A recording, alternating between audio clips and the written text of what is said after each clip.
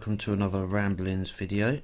Today I'm going to talk about the heirlooms of conquest, which ones I think are worth it and which ones I think are definitely not worth it. So to start, we've got tactical artillery. Now this one I think is worth it because you want your orders to go off, and if you can roll that double, all you have to do is roll a double, not double one, because then you're shutting it out of the game. You lose the tactical artillery. But if you roll a single double, you get the inspired tactics, so the rest of your orders go off. You've got a much better chance of getting that inspired tactics that you need. So I think that is worth it. Next one, laurels of command. I don't really think this one is worth it. I mean, you lose that model, everything takes pinning test. You don't want to be pinned, especially with the low leadership. I mean, average leadership of 7. You don't really want to be pinning that. You want your men to be firing, and only choosing one squad on if it fails or passes a leadership test. It's not really worth it. Kurov's Aquila. Preferred enemy within 6 inches of the model. That is worth it, but I'll go into this in a little while, because at the same time as it being worth it, it's not worth it. Next one, Blades of Conquest. Now I've got to say, not worth it. Not worth doing that at all. You're an Imperial Guard army, why would you want to get into hand-to-hand combat? It doesn't make any sense. There is only one reason you'd want to use Blades of Conquest, and that's if you use a blob squad with the Lord Commissar, paying for the points for the Blades of Conquest for him, and paying for the points for a priest. But then that's a lot of points wasted in hand-to-hand combat, which you're more than likely going to lose, because there's a lot more things that can do better in hand-to-hand combat than Imperial Guard. Next one, Emperor's Benediction. I've got to say, not worth it. That's one single shot from one single guy. It might be master crafted, it might be precision shot, but you've got to roll that 6 for the precision shot. Now I've got to say, one single shot from one guy, rather than the massed ranks of Imperial Guard firepower, not really worth the points. Next one, Death Mask of Alenius. Now, it will not die, 4+ invulnerable save and fear. If you're going to put this on your commander, then yes, it's worth it. But now here's the stinker of all of these.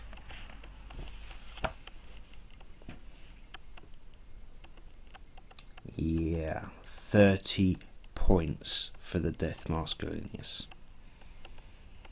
Now you're going to buy a command squad and then stick Death Mask of Alenius on, or Kurov's Aquila on, 60 points.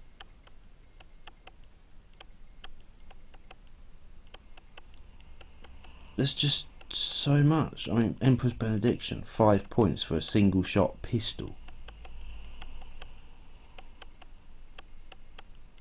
And then you got the Blades of Conquest, 25 points. But then why would you want to go into hand-to-hand combat? And what stinks about the Heirlooms of Conquest, there is only 2 characters in the entire codex that can actually take them. You've got your company commander, and then you've got your Lord Commissar. They are the only 2 characters that can take one of the Heirlooms of Conquest.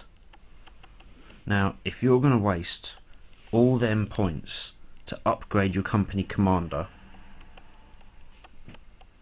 just go for Creed or Strachan or Yarick. They've got all of them things in there already for their point value.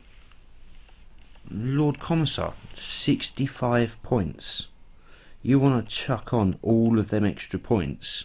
So give him Death Masculinius, you give him all of the other things that you'd want to give him to upgrade him to make him survive and last longer. Seriously? 65 points plus whatever else you want to give him. That's a company command squad point value for one model. You want to make your company commander better. You want to chuck him out all of these things to make him last and make him have survivability. You want to give him tactical auto artillery, 25 points. And this is a bog standard command unit, so 60 points. And that's without the Astropath, Master of Ordnance, Officer of the Fleet, any special weapons, heavy weapons, Voxcaster. That's without anything else, just a bog standard company command squad. And then you want to pay out for all of that. I mean, seriously? Why would you want to do that? Death Masculinius, Tactical Auto Artillery, Blades of Conquest, Kurov's Aquila, Laurels of Command, Emperor's Benediction. You want to pay all them points out for one company commander who, in retrospects, will more than likely die very quickly. He's only toughness 3, so there's a lot that can instant kill him. And you give him that 4+ invulnerable save, he might survive, but it's only 4+. He might die very quickly, and that's a lot of points you've just wasted on a single dude. I'd say purchase your company command, 60 points, and then just add Creed or Strachan. It's 130 points for Strachan, but you are getting a lot more with him. I mean, he gets a refractor field straight off, bog standard. Implaceable determination, very handy. Fearless, gung ho, monster hunter, cold steel and courage, smash, voice of command.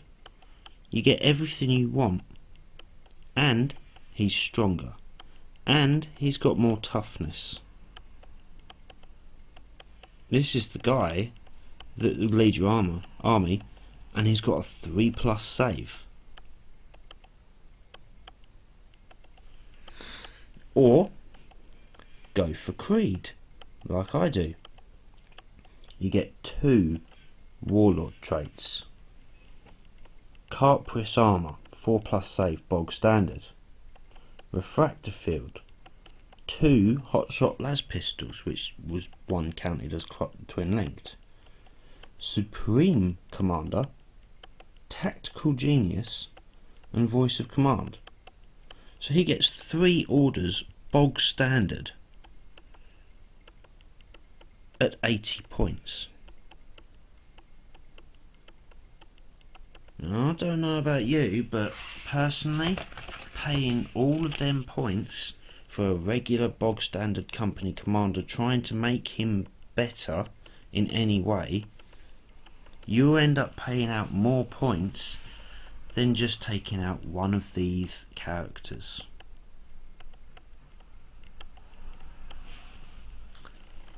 Or you could forget about the company command squad completely, don't even bother with that 60 points, and just go for Yarrick. Now this I can see being a very good choice. He gets Carpress armour, bog standard. He's got a storm bolter. He's got a power claw, frag and crack grenades. He's got another shot with his bale eye. He's got a power field, draconian disciplinarium, aura of discipline, chain of command, eternal warrior. I mean, just look, the list is so huge for 145 points. Definitely worth it. He's tougher than most. He's got a high weapon skill, a high ballistic skill, his leadership 10, and he's got a 4+ save. 145 points, or 60 points plus 60 points plus 30 points plus 25 plus 25 plus 25 plus 5. I'm not wasting all them points on one guy that'll die quick. You want to combine your commanders, the special characters, in with your company command, or just go for Yarrick. If you want an infantry based list, that's the way to go. Don't bother with the laws of command, or not the laws of command, sorry, the heirlooms of conquest. Or if you're going to be going for a tank company, make him your lord. Knight Commander Pask. He's the new way to go for all these tank companies, all these people that prefer tanks. Crack shot, Lemrus Commander, tank orders, and old grudges. You have to pay a lot of points for the tanks, but then you get a tank with him. And then you get another tank with him. And you give them preferred enemy, and gives them special roles with their primary weapons. You got to think about your command structure and what you are basing your army about.